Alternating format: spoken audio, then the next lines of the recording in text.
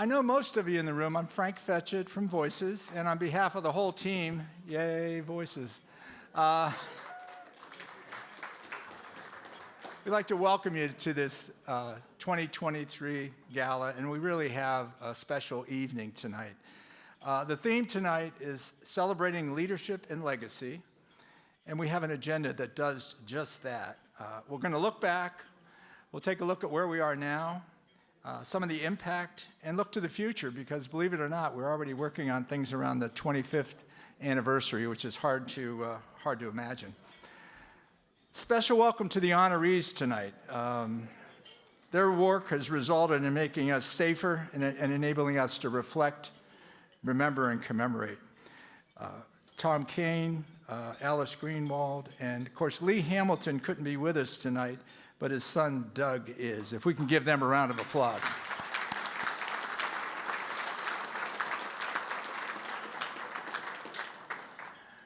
I don't know if some of you were here earlier to hear the recital of practicing a bit and warming up by our singer, but we have a really special performance ahead of us. Ali Ewald's a very accomplished Broadway singer and actor. I'm not going to get into all the background. That'll be more of the introduction by Greenie. And she's accompanied by David Hancock Turner. So if we give them a round of applause.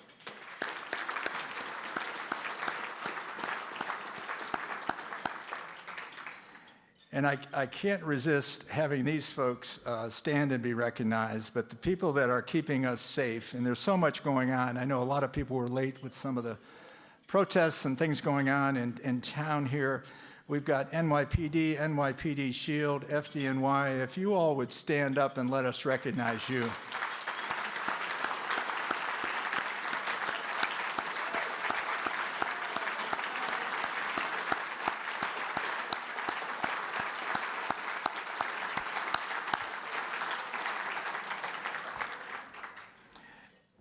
And a sincere thank you to our sponsors. I'd ask you to hold your applause, and I think we're going to put up a little display here, but the 22nd anniversary commemorative sponsors, law firm of Turk & Heath and McCauley, our good pals Dee Dee and Jim Bartlett, sitting here right in front of us, Jean Marie Hargrave and Tom Kearns as legacy sponsors, and they're just like the Bartletts, regulars every year with us. Leadership sponsors, Trish and Rick Warden, table in front of us. Presenting sponsors, John Duffy, who couldn't be with us tonight. I know a few of his pals are, but he couldn't make it. And Fiduciary Trust Company International. And to all the supporting and contributing sponsors listed in the program, if we give all them a round of applause, please.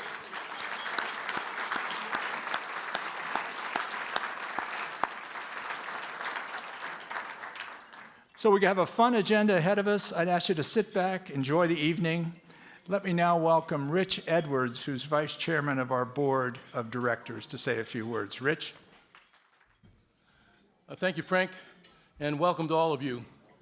And I want to thank our sponsors. I want to congratulate the honorees tonight. I was asked to give you a little bit of a personal history of my involvement with Voices. I was working in University of North Carolina at Chapel Hill on 9/11, and somebody came into my office and said, something terrible is going on in New York City. A plane just hit one of the World Trade Centers, and a bunch of us went into the next room where there was a television, and we watched that. I didn't know at that point that sometime a few years later I would be in this area, but I came to work at Rutgers University, and one day the president of Rutgers called me, and I was a dean there, and several other deans, and said they wanted us to meet with some folks that were with an organization called Voices of September 11th. And they were looking to open an office in New Brunswick because there were 700 plus people from New Jersey who perished, 741. And on that day, there were lots of people that went to work, of course, and all of the train stations up and down New Jersey had their parking lots full. And that night, a lot of those cars were still there. I also found out that Rutgers had quite a number of our alumni and a number of our students who had parents that perished, but a number of our alumni.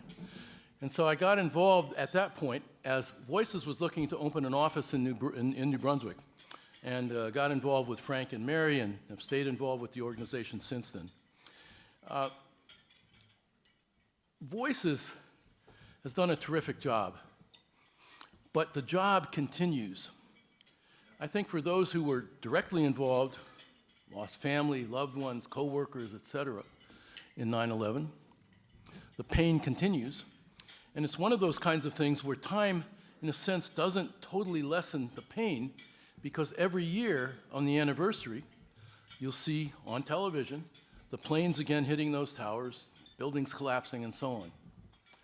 But some people may wonder, is Voices still relevant today? And I would suggest to you, absolutely. There's no end of disasters that go on here and around the world. And every time something happens that is a disaster, it affects people, and it also reminds them of the things that have previously been disasters where they or their family or whatever were involved. And Voices is more relevant today than ever before, I think, because we are in a position to work all over the U.S. and, in fact, in many countries outside of the U.S. to help people deal with disasters. And whenever there's something that happens somewhere, time goes by, but then something else happens, a school shooting, then there's another school shooting or whatever, and all of those people that were affected the first time are affected again. And I think that Voices has learned in many ways through its experience how to really provide help to people that are dealing with these kinds of disasters that go on for years and years and years and years and years, decades. After any kind of disaster, there's a lot of stuff that comes to play right then, providing assistance. But as time goes by, I think a lot of people forget that the long-term trauma is still there and will still be there for years, decades, and whatever. So we think that Voices, over the time, changed its names from Voices of September 11th to Voices Center for Resilience, but we think it's as relevant, more relevant, perhaps than ever before. And we thank you for coming and supporting the event tonight, and we look forward to having a really terrific, exciting evening. And I'll turn it back to Frank, and we'll move on. Well, thanks, Rich, for those words. Next, I have the pleasure of introducing somebody that doesn't need introduced, Greenie, Mike Greenberg, who's been our ESPN rep and our point person, our MC, for a number of years now. And one of the few blessings, and it's hard to say blessings in 9/11, but some of the people that Mary and I have met over the years have just been extraordinary. And a lot of you are in the room today. Greenie's one of them. He's busy as can be, the shows, the podcasts, Stacy, you and I talked about it last year about just overload. I mean, it's just busy as busy. But he's always available for when I call. So we're careful, because he says yes. And I know it's like, how the hell is he going to do it? But he says yes, and he comes and does it. So he brings enthusiasm, excitement. He's creative. He's a good personal friend. He's got Nikki here, his daughter, and Stacy. So Team Greenberg is well represented. Let's welcome Mike Greenberg to the stage. Thank you so much, Frank. It's such a pleasure to be back here. It is my honor in every sense of the word. I'll give you an idea of how long I've been doing this event. When I first started coming, I did not need to begin by doing this. Good evening, everyone. It is my pleasure to be here. I had the notes for a different event, and I had to make sure that I had the right one on. As Frank mentioned, it's a little bit of an emotional night for me, and I'll explain why in a moment. But first of all, this is such a special time every year, and this year in particular, the theme is perfect: the celebration of leadership and legacy. I'm a New Yorker myself. Every year I feel the need to remind people of my connection to this as directly as a person can. My high school prom was held in the Vista Hotel. I went to Stuyvesant High School and graduated in the spring of 1985. My father's office was on 11 Park Place. And I grew up in the Silver Towers in the Village. And so, as I say, every year my appearance here tonight is in part in memory of my friend Gopal Varadan, who was one of those many you described who went to work on Tuesday, September 11th and never came home. So it's an honor for me to be here every single year, and thank you for having me.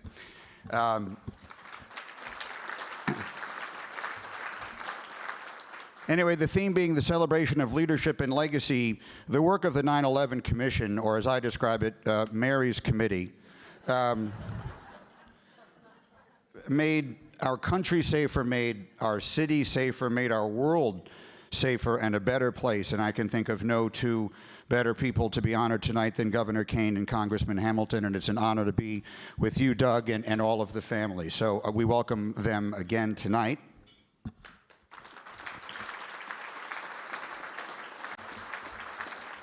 And then comes the emotional part. So Alice Greenwald is an honoree tonight. If you will indulge me, I will tell you the story of how I came to do my favorite project I've ever done in the history of my career. I've been a professional sports broadcaster since 1991. I've been at ESPN since 1996.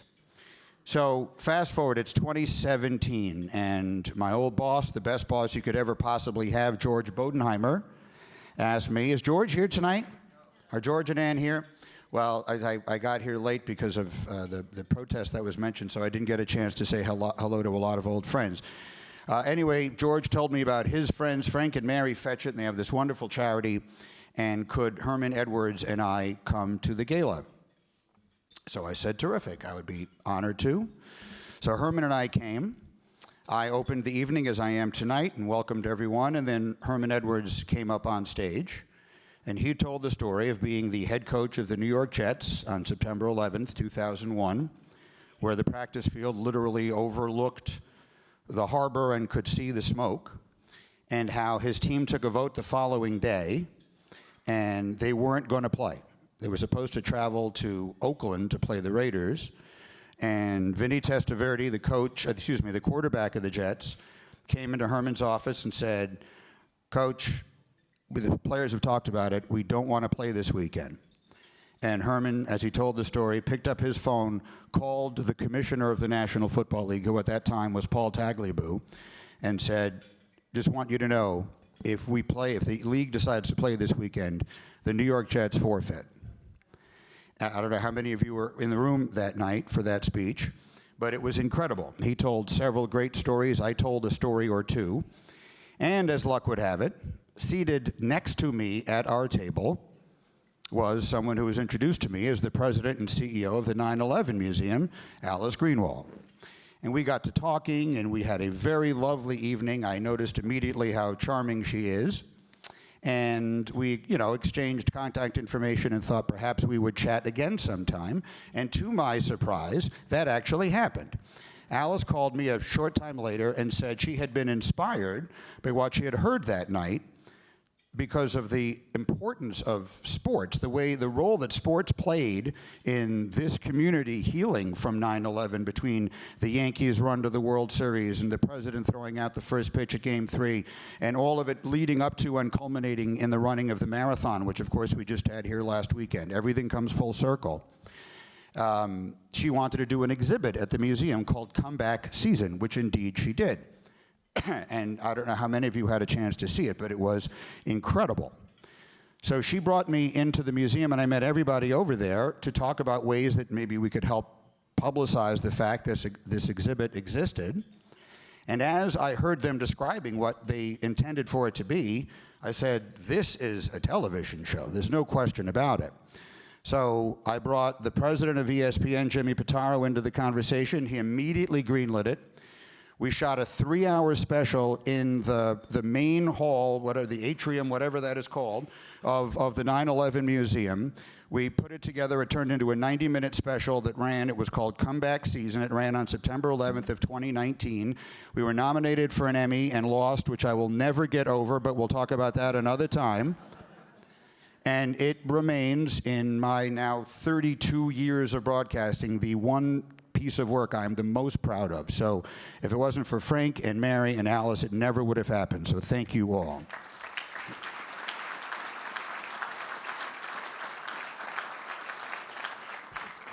You can actually still watch that on ESPN Plus, which is not a plug. I'm not here to plug that. or ESPN Bet, which launches Tuesday. Or Get Up, which airs 8 to 10 Eastern Time every weekday morning on ESPN. All right. Anyway, we have all of the honorees that I just mentioned tonight. We have an amazing Broadway performance, so it's going to be an incredibly special evening. And it's my job every year to introduce Mary, and I realize there's really only one way to say that. I mean, she is living proof that there are superheroes among us. She's my idol, and she's, as much as anybody, your host for the evening. Ladies and gentlemen, Mary Fetchhead. So, how do you follow something like that? Mike Greenberg.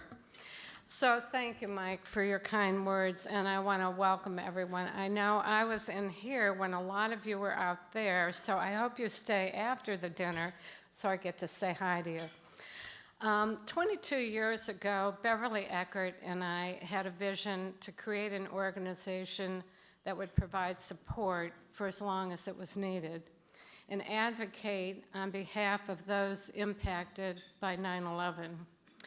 Our advocacy efforts focused on joining with other family members to ensure a memorial was built to honor those who died and tell the story of 9/11 so that future generations would always understand not just the grief and the loss, but the stories and how we came together, strangers helping strangers in response to the unthinkable.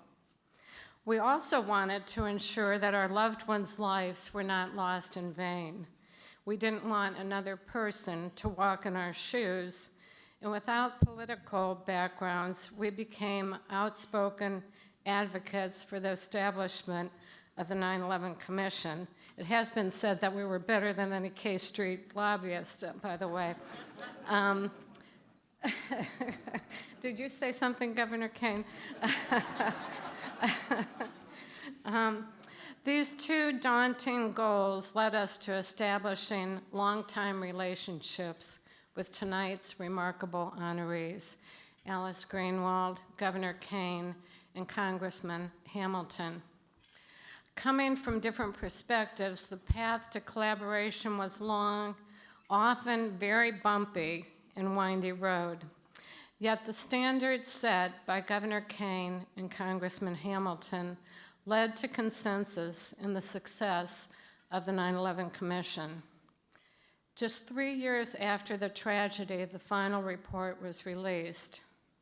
At the time, the Memorial Museum was still in its initial stages, and I remember out of frustration at a meeting saying, it was easier for ordinary citizens to pass sweeping intelligence reform than it was to get the memorial right. Now, I didn't consider the memorial was in the center of the most expensive real estate in New York City, and 9 stakeholder groups with very different perspectives were weighing in. These challenges continued when Alice Greenwald arrived, yet Alice prevailed. She brought her vision, her integrity, and put together a team that was built in what is now a magnificent memorial. Our work with the 9/11 Commission and the 9/11 Memorial Museum remain two of the most meaningful and rewarding projects that Voices has been involved with. Each in their own right demonstrates the power of civic engagement and the importance of building consensus and trusting relationships. Now, partnerships are the cornerstone of our work at Voices. No one organization can do it alone. Although the 9/11 community continues to face challenges, through our partnerships with so many of you here in the room with us tonight, we are providing the support that is needed. Later, you'll hear from several of our members who will share how together we have helped them heal. At Voices, we recognize that we have an opportunity and a responsibility to help communities prepare for and respond to other tragedies. On the local, national, and international level, we are building public-private partnerships to share our lessons learned. As an example, through our partnership with the Leadership in Counterterrorism and Victim, at our annual September symposium, we brought together dozens of leading international experts in law enforcement, counterterrorism, and national security. And what we wanted to do was really highlight the incredible work that they're doing to keep our communities safer. So 22 years later, Voices work continues, and you are making a difference.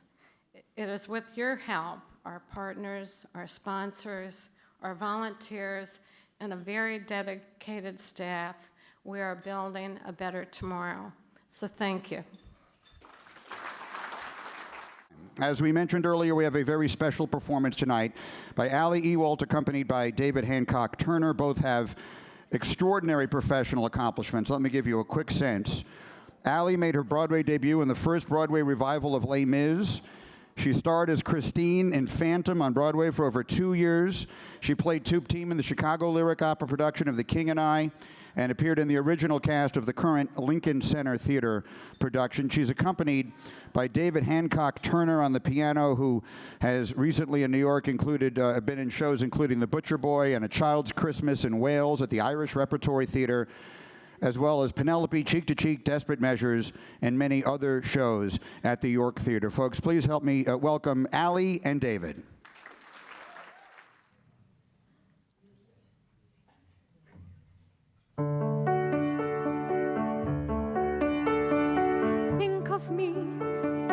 Think of me fondly when we've said goodbye. Remember me every so often. Promise me you'll try. On that day, that not so distant day, when you are far away and free, if you ever find a moment, spare a thought for me.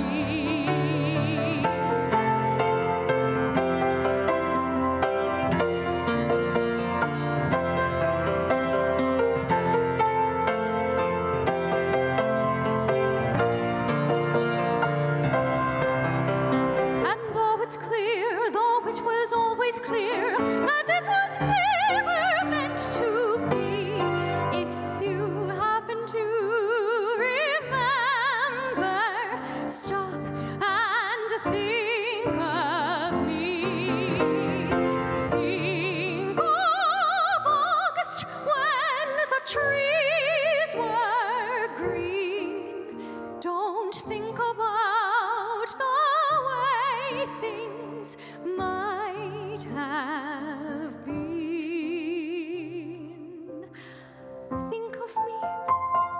Think of me waking, silent and resigned. Imagine me trying too hard to put you from my mind.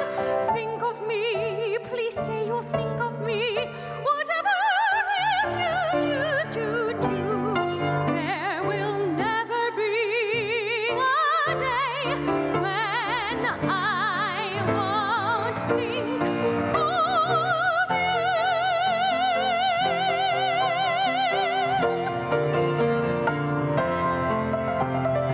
Flowers fade, the fruits of summer fade. They have their season, so do we. But please promise me that sometimes you will think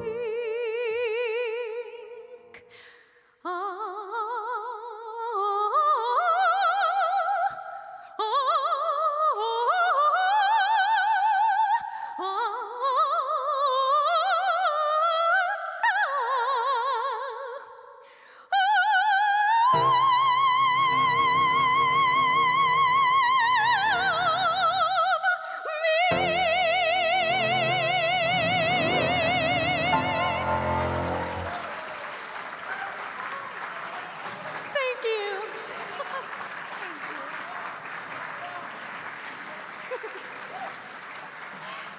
Thank you all so much. Thank Thank you. David and I are so thrilled to get to be here. Thank you for all of the work you all are doing.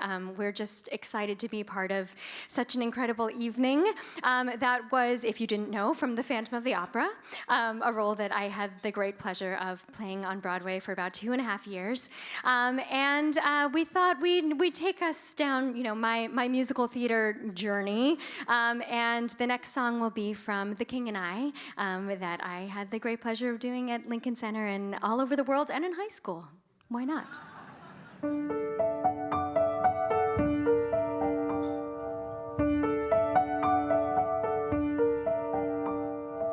I have dreamed that your arms are lovely. I have dreamed what a joy you'll be. I have dreamed every word you whisper when you're close to me. How you look in the glow of evening. I have dreamed and enjoyed the view. In these dreams I've loved you so, but by now I think I know what it's like to be loved by you.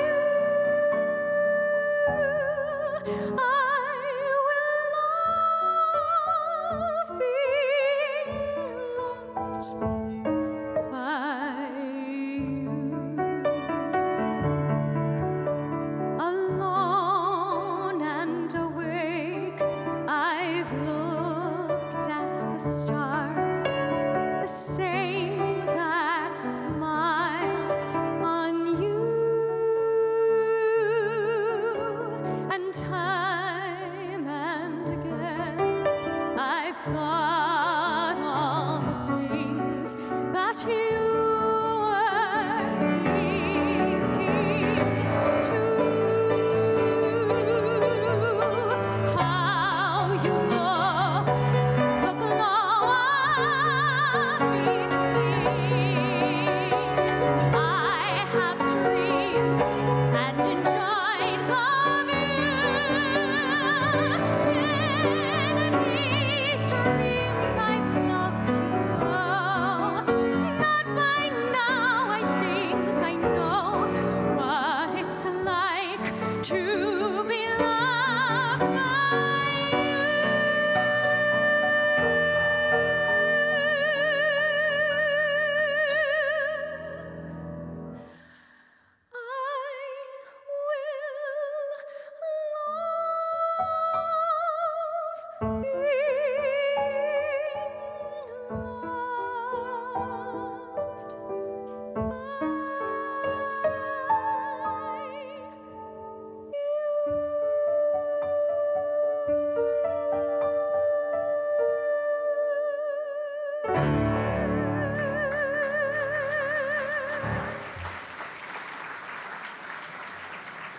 Thank you so much.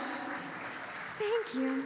We have one more selection for you this evening, and this is a musical theater classic, and how we hope that you all will be feeling after such an incredible and inspirational evening. Bed, I couldn't go to bed. My head's too light to try to set it down.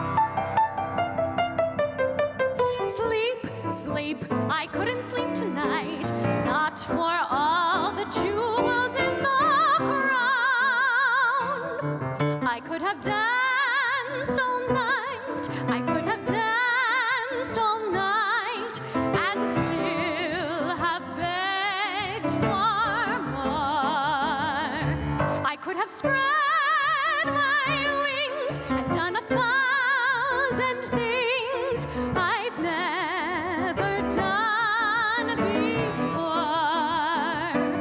I'll never know what made it so exciting.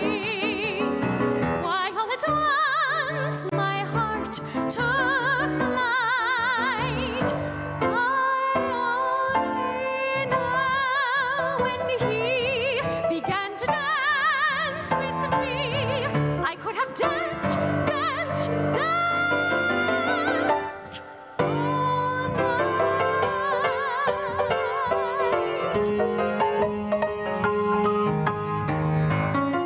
I could have danced all night.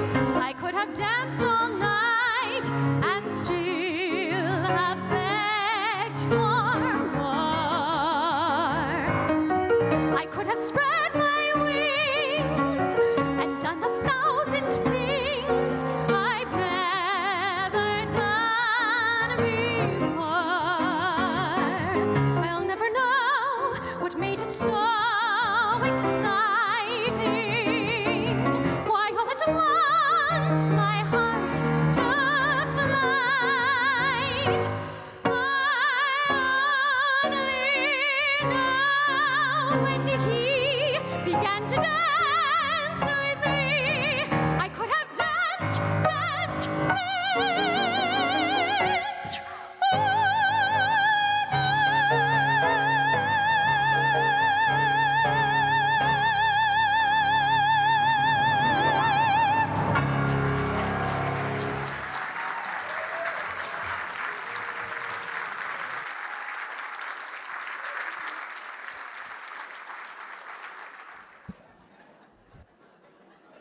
I think I speak for everyone when I say, oh my God. Enjoy your dinner. We will be back shortly. Thank you. Well, I have the distinct pleasure of introducing our 2023 Legacy Award honoree and our treasured and longtime friend, Alice Greenwald. My relationship with Alice began in 2006 while serving on the Family Advisory Committee at the LMDC, better known as the Lower Manhattan Development Corporation, for those that might not be aware of that. The families were one of 9 stakeholder groups providing input into the formation of what is now the 9/11 Memorial and Museum. Fortunately, Alice was lured away from the Holocaust Museum in Washington, D.C., and brought with her an expertise that guided her work as Executive Vice President of Exhibitions, Collections, and Education, and later as President and CEO. She had the daunting task of overseeing how to balance documenting the story of 9/11 while providing the hope and camaraderie that she likes to talk about 9/12, what happened on 9/12. The World Trade Center site was a sacred place for the 9/11 families who were intent on honoring their loved ones. This was a challenging and complicated process, yet Alice arrived with a vision, and she took on her role with determination. At times, one might say we families were not easy to deal with. But like any family, there are ups and downs and intense debates. Yet Alice listened with empathy, realizing the sensitivities she carefully considered of our requests, and over time developed consensus. Thanks to Alice, Voice's partnership with the museum has grown over the years. As the museum plans were underway, Voices launched its 9/11 Living Memorial Project, and we began meeting with the families to collect photographs and personal mementos to document the wonderful lives of their loved ones. Together, we learned the importance of collaboration. We streamlined the process in the best interest of the families, and when the museum was ready, we provided over 87,000 photographs of the victims that curated their life and became a core component of the In Memoriam exhibit. Just prior to Alice's retirement, we were proud to provide the last missing photograph for the collection, that of Anthony Dorsey Pratt. Now, in Alice's 16 years at the Memorial Museum, she has touched the lives of probably thousands of individuals. and we want to share some reflections from a few individuals who knew her very well.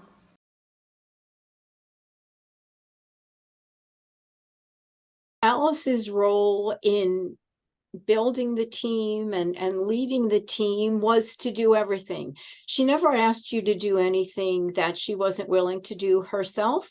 I suspect she always had her shirt sleeves rolled up. She was always hard at work, and she didn't expect any more of you than she expected of herself. Through all the trials and tribulations and through all the years, Alice she just kept her feet on the ground, and she just kept going. She was the backbone of the place, and it meant, and it continues to mean so much to the 9/11 community at large, but she made it happen with the help of an extraordinary team. We were so blessed that Alice took that job. Our country is better for it, and the world has this magnificent 9/11 Memorial Museum that will stand the test of time and will engage generations that follow us in the 9/11 story. And she is forever a part of that. She understood how important it was to capture, preserve, and teach people not just about the tragedy of 9/11, but how the nation and the world in great measure responded in the aftermath of the attacks, and the way people just put aside their differences. And Alice understood that. She listened to everyone's differing points of view. She respected their differences. The museum memorializes and honors the victims. It educates visitors to help them understand 9/11 in a historical context, its global impact, and its ongoing relevance in our everyday lives. It is a place for remembrance and reflection. And as a family member, I have to thank Alice Greenwald for realizing a vision that I could only have hoped for as a family member. There are an abundance of applicable adjectives beginning with A that might describe Alice: agile, animated, ardent, attentive, but we all decided just to cut to the chase and say A+. L, she is a loyal, level-headed, lion-hearted leader who laughed when we needed it most. Everyone would immediately go to integrity, joined with the words impassioned, industrious, intrepid, and irrepressible. C, she continually crushed the Chicago Manual of Styles canon. And E, empathetic, energetic, eloquent, and the employer of a very endearing expression whenever something met or exceeded her expectations. And that was excellent, excellent, excellent, with an exclamation point written in exquisite script. Thank you, Alice. Thank you, Alice. Thank you, Alice. Thank you, Alice. Thank you, Alice. Thank you, Alice.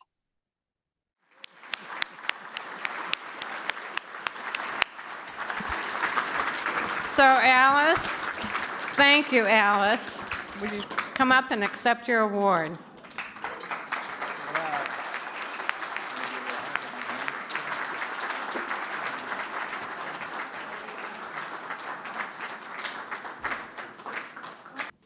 Well, that was excellent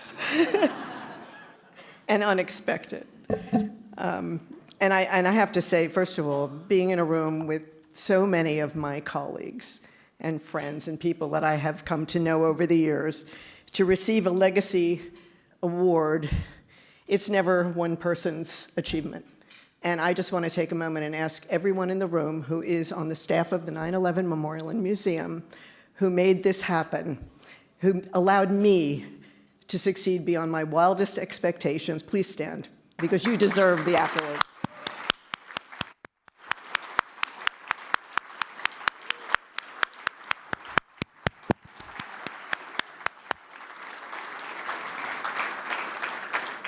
Could not have done it without any of you.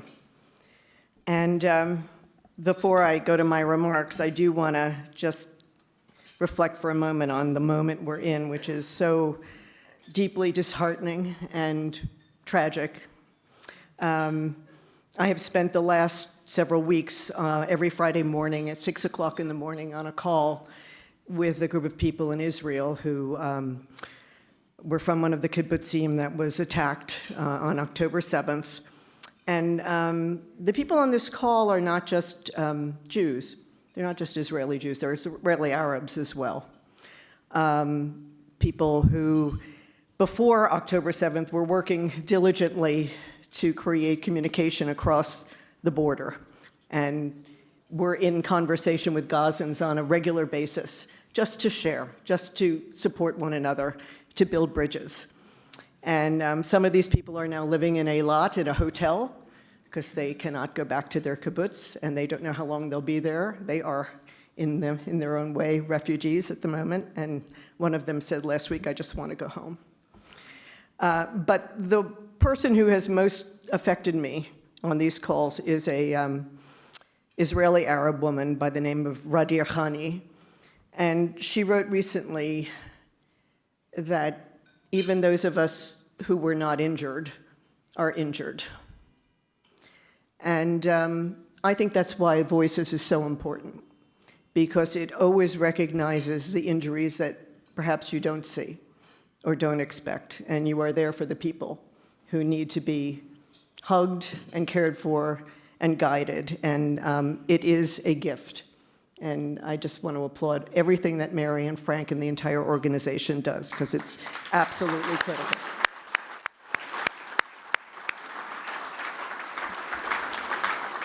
So let me first thank Mary and Frank and the entire Voices family for this incredibly meaningful honor. And my heartfelt congratulations to Governor Tom Kean, Congressman Lee Hamilton, and his son Doug, who is here with him on his behalf, on their awards this evening, which are so deserved. As Mary mentioned, my journey with Mary and Frank goes back a long way to when I first arrived in New York in 2006 to begin the work of planning the 9/11 Memorial Museum. It was evident from day one that Frank was exceedingly strategic, and Mary was, well, a force of nature. We became great partners, and along the way, great friends. And this gala has always been my favorite event of the year, not only because it provides support for an invaluable organization with a great team doing God's work, but because in 2009, Mary invited me to speak about the evolving plans for the museum, sandwiching me in between Bill Clinton and John Bon Jovi. So she had me open for Bon Jovi. Now, who else in the world could make that happen? Seriously, what brought us into each other's orbit was a commitment to remembrance. We supported each other's work to build out the 9/11 Living Memorial and to develop the In Memoriam exhibition at the museum, both projects dedicated to restoring humanity to individuals too often reduced to their involuntary status as victims or as part of an aggregate number of casualties of an unfathomable terrorist attack. Our goal with the memorial exhibit was to put a face to every name. But as Mary mentioned, after years of searching, there was still one photo missing for a man named Antonio Dorsey Pratt, who had worked in the Cantor Fitzgerald cafeteria high up in the North Tower. Barely 2 months before my retirement, I got a call from Mary. She had found a photo of Mr. Pratt, recently donated to the Living Memorial Archive. And with that, I could leave my position knowing that our promise had been kept. All museums invite an encounter with authenticity, whether in the form of a photographic portrait, or works of art, or archaeological shards, or historical documents. And that encounter provokes fundamental questions. Who are we? What is the human experience? Memorial museums focus these very same questions in the context of the most horrific moments of human experience. But the encounter provided by memorial museums is not solely with the stuff. Memorial museums accentuate the void. The encounter they facilitate is with absence. Typically, memorial museums tell the stories of traumatic events involving mass loss of life. They are meant as testimony, as physical witness to the unimaginable. They are also meant to personalize the anonymity that comes with mass casualty events, to convert the abstraction of numbers into real people with lives, emotions, dreams and aspirations, hurts and frustrations, achievements and failures, families and friendships that are familiar to all of us. When you accentuate the humanity of the people killed, as well as those most closely affected, survivors, family members, neighbors, first responders, it prompts people to think, these people were just like me. What happened to them could have happened to me. What happened is unacceptable. And that's the point. Memorial museums are places that can activate moral conscience rooted in empathy, a recognition of what connects us rather than what divides us. Memorial museums also create a space to contain loss so that we can both individually and collectively move forward beyond otherwise incapacitating grief. At Ground Zero, the impulse to commemorate and the imperative to rebuild were both appropriate responses to the devastation in Lower Manhattan. But was it possible to realize both in the same space of profound destruction and loss? Wouldn't commercial redevelopment be irreverent at a place where so many had been killed?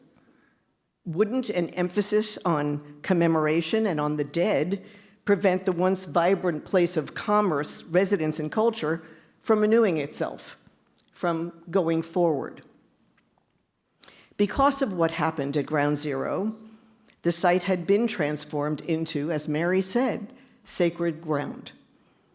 And what sacred literally means is set apart, separate, distinct. The sanctity of this place had to be acknowledged, and the void created by the enormity of the loss had to be recognized. There needed to be space distinct from the rest of what would be rebuilt at the site. But precisely because it was a redevelopment site, renewal and remembrance would coexist. In fact, they had to. The lesson of Ground Zero is somewhat counterintuitive. In order to achieve renewal, space has to be set aside for remembrance, because in a place of traumatic violence, you cannot ignore what happened, or the trauma remains unresolved. At Ground Zero, there had to be a designated place to acknowledge the loss in order for redevelopment to succeed. And the 9/11 Memorial and the museum did just that, providing that space in which to place our grief so that we as individuals, as family, as a city, a nation, and a global community could move forward in our lives. But what is the point of moving forward if we learn nothing from loss?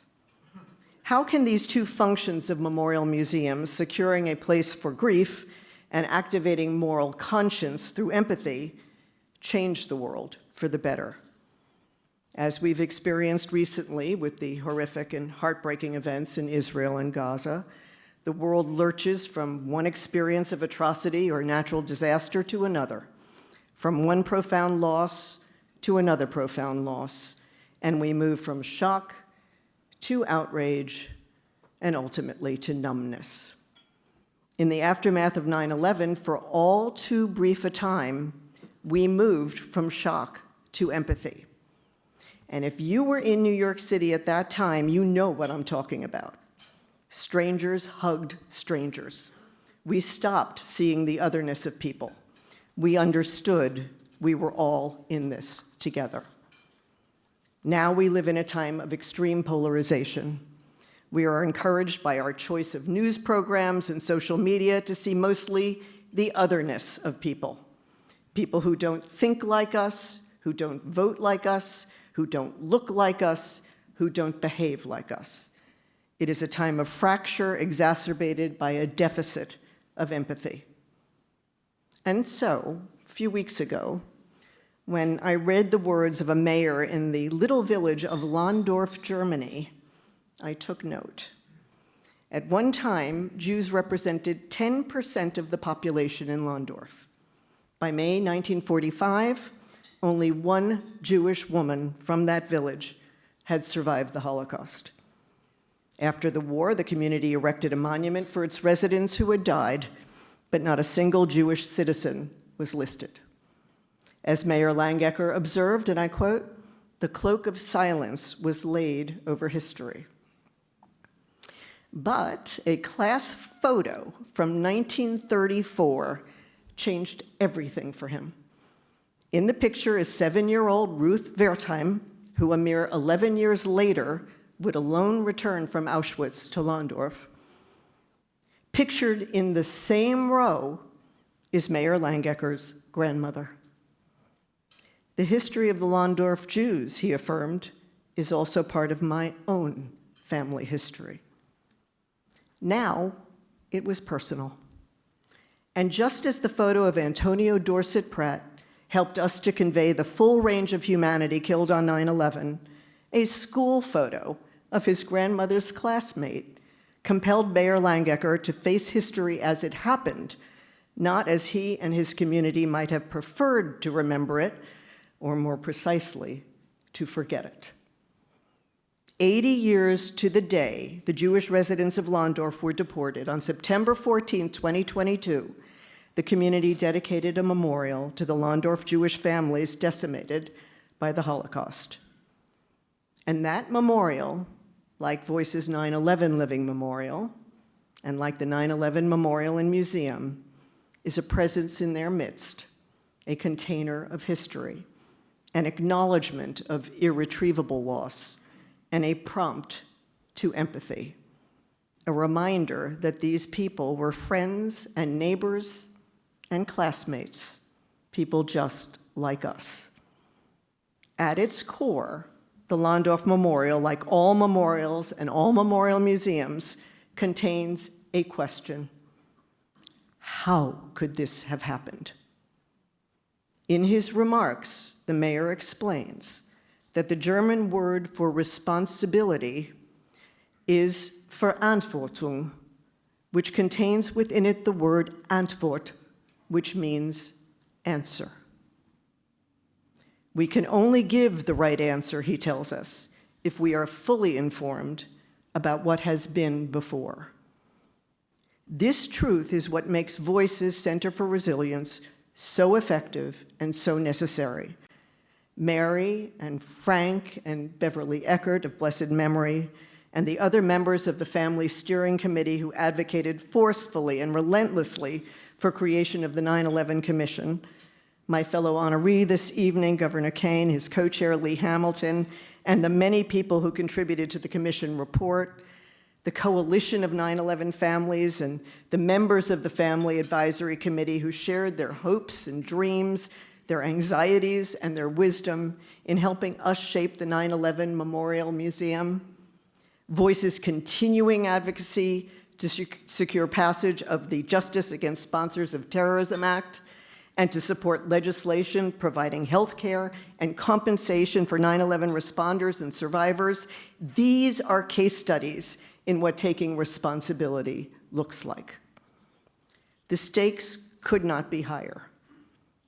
Without responsibility, there is no humanity, the mayor of Landorf warned, adding, "Our answers determine the path to the future."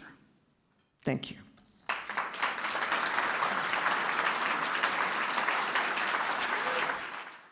Well, Alice, thank you very much. And the legacy that she's left is just phenomenal. I'm going to go off script a little bit here just to talk for a second about the footprint in the area down where the World Trade Center was, in that, I don't know if you've been to the new Performing Arts Center that's part of that footprint, but to me as a family member, we now have a spot that we can remember, we can commemorate, we can learn, but we also can have hope. So if you haven't been to the Performing Arts Center, how many have been there? How many perhaps have been there? Yeah. You agree with me? And it's really phenomenal. So it does take where all that horror happened and give you a lift with hope. So Alice, thank you. Thank you very much.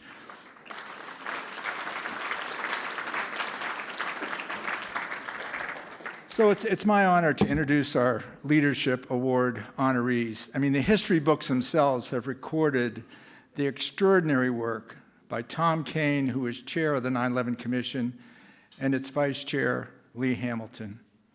Beyond history of the National Commission on Terrorist Attacks upon the United States, or as we call it, the 9/11 Commission, the resulting commission recommendations in the book that has been published and legislation have all made us much safer. In spite of the turmoil that's going on in the world, there's no question as we deal with these incidents and long-term needs, we are much, much better prepared than we were 22 years ago. And we have talked about the recognition. It's impossible to recognize these folks individually. They worked seamlessly together. Mary always says they're cut out of the same cloth, I think is the way Mary describes it. They show mutual respect. They're seamless. I call them statesmen. I mean, no offense to any politicians in the room, but this is the real deal here as far as being a statesman, being bipartisan, and working together.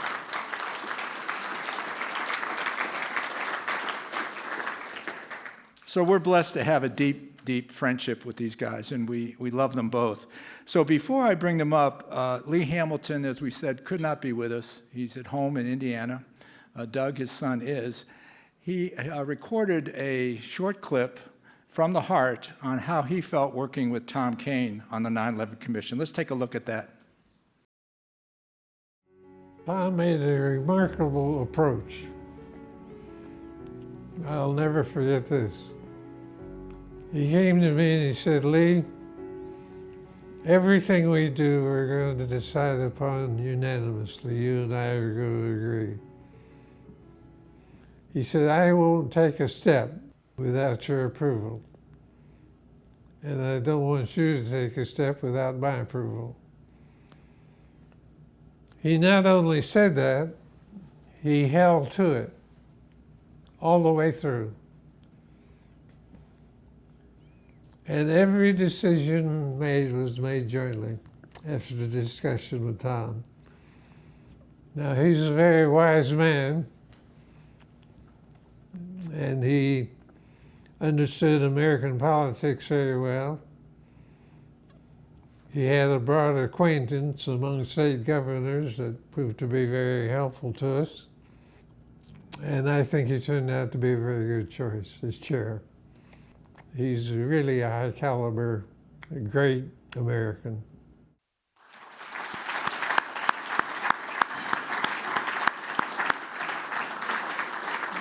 Tom and Doug, if you would come up, and we want to recognize you with this award. Congratulations. I won't say much at all. I feel humbled and sort of almost inappropriate that I'm up here with after excellent Alice and the extraordinary Governor Kean. But I was just with my dad, and he wanted to express how honored he is by this award, and particularly to share it with Governor Kean. He holds him in the highest level of respect and friendship. And I'll say when I saw Governor Kean tonight, he says, please tell your father one thing. Tell him I miss him, which is just so touching. And I'll say that Dad has, on countless occasions, both publicly and in private conversations, talked to people about voices and how he sees it as one of the very best examples of civic engagement he has experienced in his entire career. And so while you're giving an award to him and the governor tonight, it's really you all and your efforts that made it all happen. So thank you from him.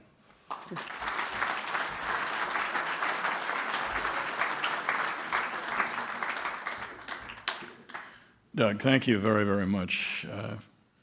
One of the extraordinary things in my entire life is getting to know and working with Lee Hamilton. We live today in a polarized world where Republicans don't get along very well with Democrats, or even members of our family. We don't talk too much about politics because we disagree.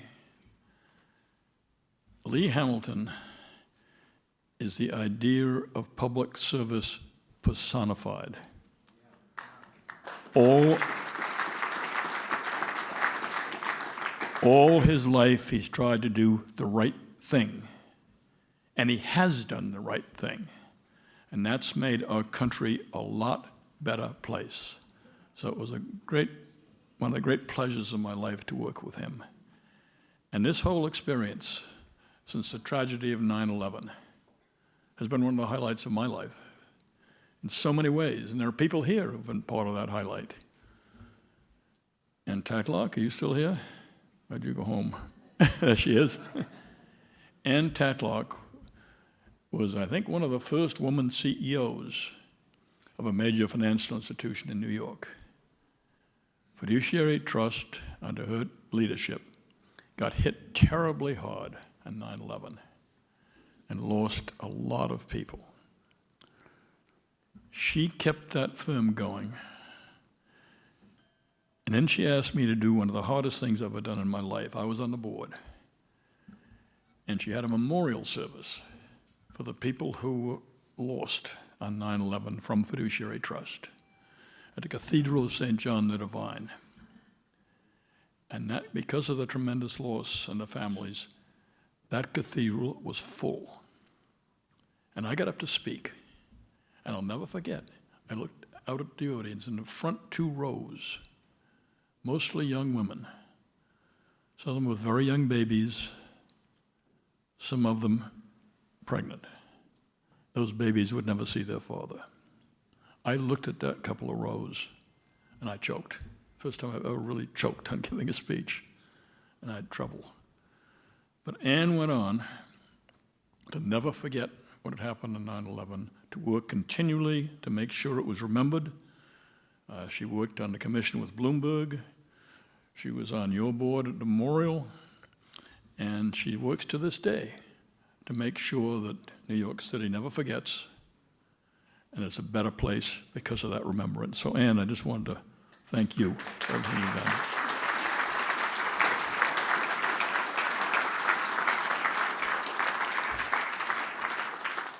I was sitting alone with my wife one evening at home in New Jersey, and a phone rang, and the operator said, "The White House is calling." I don't get those calls very often, so I sat up and took a little notice. And it was, of course, the request, which was totally unexpected to me, to chair the 9/11 Commission.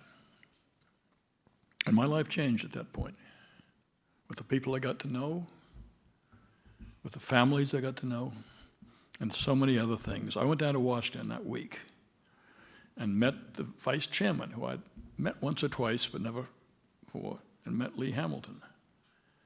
His description of that meeting is accurate. I mean, we decided to agree that he as a Democrat, I as a Republican, would never do anything without first conferring with the other. And we set, I think, an example for the rest of the commissioners, which stayed in place. In fact, I think the commissioners told me later, some of them, we figured you and Lee had some secret agreement that you were never going to disagree in public. Well, we didn't have any agreement at all. We just didn't disagree, period. And we worked so closely together, and as I say, that's a friendship I'll treasure the rest of my life. But I want to talk just a minute about the families. You all know a lot about the families, but maybe not enough.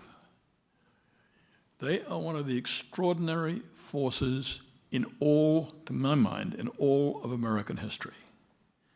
If you think of what those families did, you know, the investigation was supposed to be done by the Congress. And they did an investigation. They came out with a report. It wasn't very good. Not that Congress always does things badly, but they didn't have the staff, they didn't have the time, they didn't have the money, and they did a shipshod job. And yet they accepted it, and the president was going to accept it. And then the families decided, we will not accept it because it's not right for our families, it's not right for their memory, and it's not right for the future of the country. And these women, with Mary and so many others, came down to Washington. These women, in some cases, who had never been to Washington before. I don't know any of them who had any experience lobbying anybody or getting anything done. And yet they came down to that city. Not only came to see congressmen, they sat across the thresholds of congressmen's offices so they couldn't get in and out without seeing them. They picketed the White House. They went on the Today Show. They made the point that we are not going to be quiet until this is fully investigated, until there are recommendations made so this never, ever, ever happens in the country again. And these were simply family members. No experience whatsoever. It's extraordinary what they were able to accomplish. The president didn't want a commission because they were worried election year was. Congress didn't want a commission. Yet those families forced the commission to be created by the Congress and signed by the president.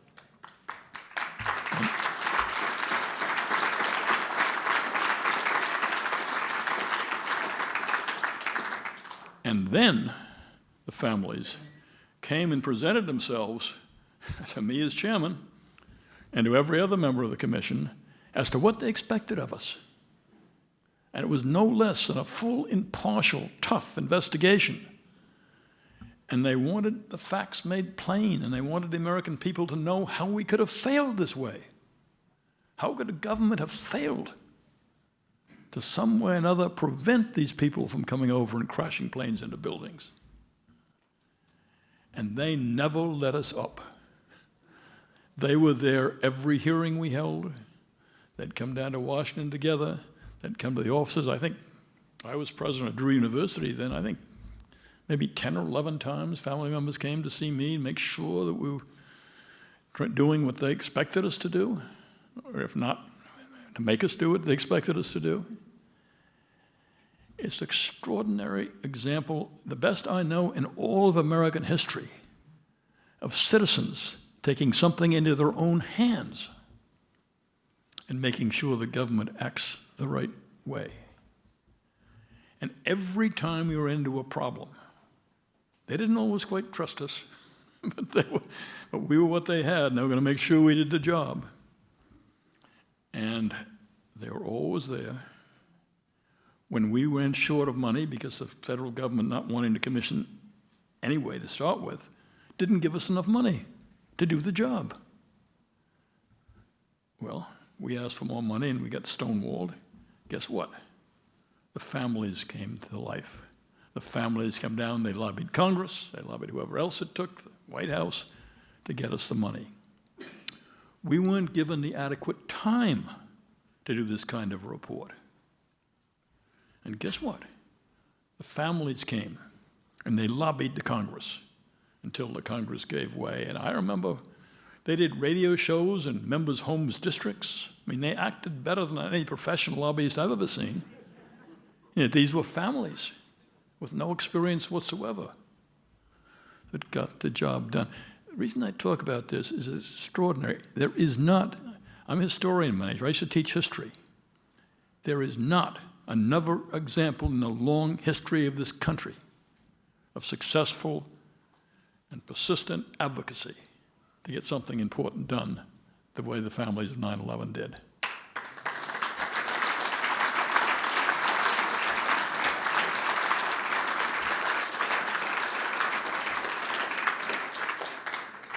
And we ended up having a commission.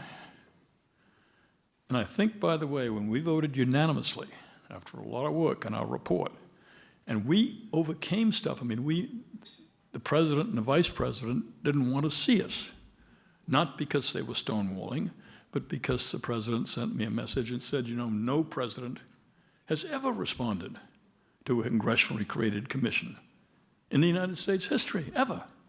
And we don't want to set a precedent so that Congress feels they can just call the president anytime.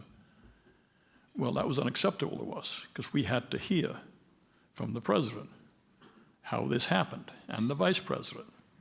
And sure enough, again, the families were there, they lobbied, they hoped, they got editorials written and everything else, and eventually we had, and I remember sitting in the Oval Office. We were unelected citizens, we didn't hold any public office except the commission membership. And the president opened it up and he said, I will answer every question you ask, and stay as long as you want until the questions are over. And I looked out that window of the Oval Office, you know, at the Washington Monument, the Capitol, and all of that, and I thought, this is extraordinary and could only happen in this democracy. I don't know any other place in the world where that would have happened. And so we got what we wanted. We got the president to testify. We got the things we needed.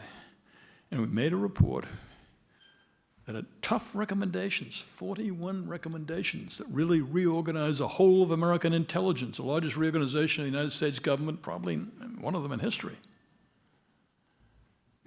We had a wonderful staff. Chris Kojum is here, who was one of the top members of that staff and really got the thing done in a very, very important way. But so we got the report written. 5 Republicans and 5 Democrats voted for it unanimously. It went to the Congress, and it got bipartisan support in the Congress and passed both houses. And those recommendations went. Now, I think every single recommendation to reform, to make us safer, was passed by the Congress, except for one. The recommendation to reform the Congress.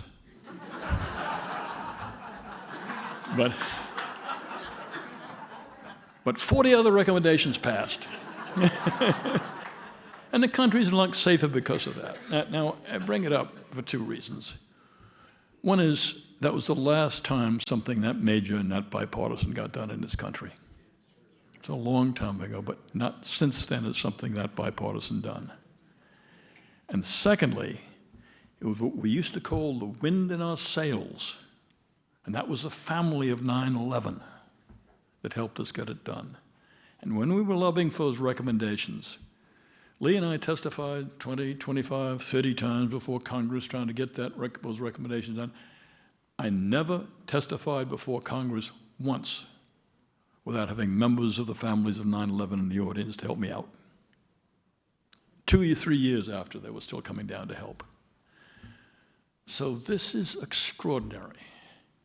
And I think, Mary, you know, nobody's really written a book on the families and how important that was and how unique in American history what you did is.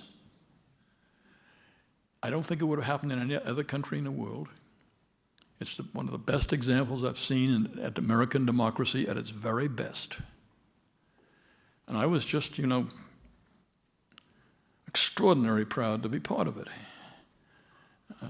You know, Tolstoy, I think it was, who said the whole business of life should be to serve humanity. Well, the families of 9/11 have served humanity very, very well, and they're still doing it to this day. And I simply say thank you for that. One more indication of the extraordinary work that Voices has done, providing support for thousands of individuals and families over the years. We have a video we would love you to watch as they share their stories. We think you will find them heartwarming. Please pay attention to the video.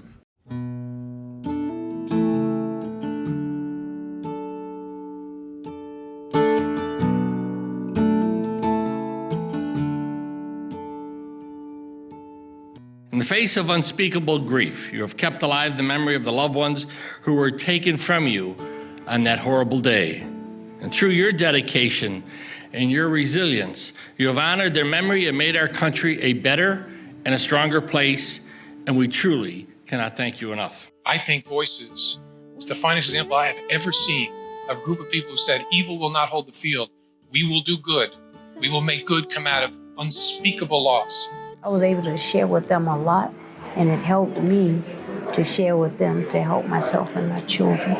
We got through a lot from Voices. On the advocacy side, they've been a source of information for us. Voices was at the forefront of the efforts to secure the 9/11 Independent Commission.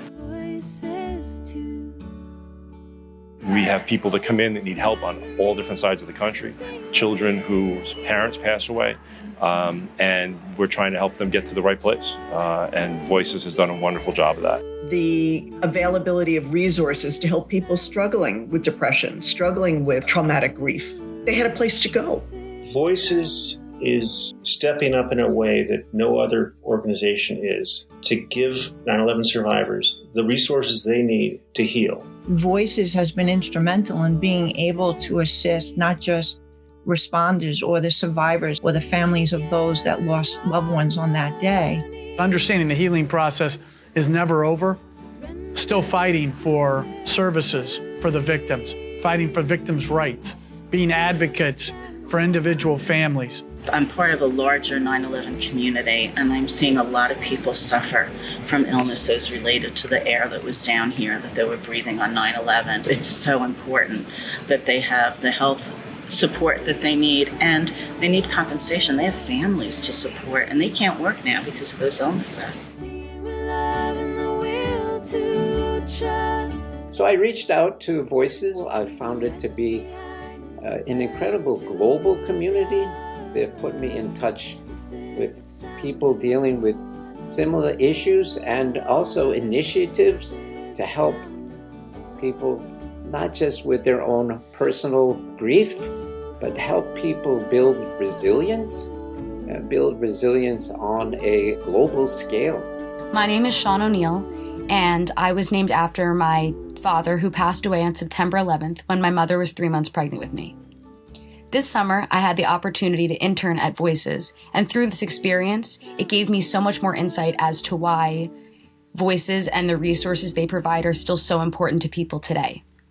Voices has given so much to my family over the last 22 years, and it was so important for me to be a part of that this past summer. The amount of people you've helped is just thousands of people. Everyone at Voices is so compassionate and so caring, and they all believe in hope. I don't think there's a better example in American history of a group of citizens taking an event that was so personal and so tragic to them and turning it into a triumph.